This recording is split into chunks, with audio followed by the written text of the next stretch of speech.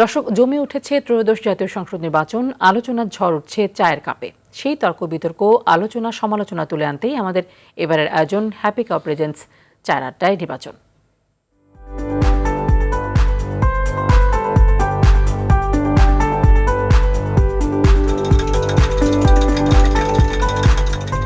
দর্শক, happy cup চায়ের আড্ডায় নির্বাচনে এবারের পর্বে আমি তন্ময় আহমেদ নয়ন আছি আপনাদের সাথে।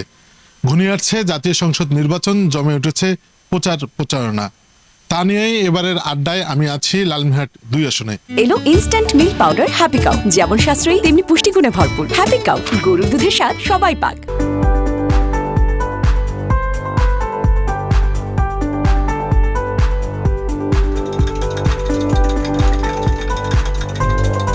আমরা আশা করব 2001 সালে, 2008, 2000 বিশেষ করে 91 এই নির্বাচনগুলো যেরকম হয়েছিল, আমার কাছে মনে হচ্ছে যে প্রশাসন তাদের দক্ষতা এবং মেধা নিরপেক্ষতা কাজে লাগায়া একটা নিরপেক্ষ নির্বাচন উপহার দিবে। বন্ধু যে হতে পারবে আর কৃষিকাজে যে সবসময় আগ্রহী থাকবে, সেই রকম আমাদের সরকারের প্রয়োজন, অথবা এমপি সাহেবেরও প্রয়োজন। মানে সত্যিকার অর্থে একটি সুষ্ঠু ভোট করার জন্য আইন শৃঙ্খলা বাহিনী এবং প্রশাসনের যে সমস্ত পদক্ষেপ নেওয়া দরকার, এই পদক্ষেপগুলি যদি তারা সঠিকভাবে নেয়, তাহলে আমি মনে করি এবং আমরা বিশ্বাস করি ভোট সুষ্ঠু হবে।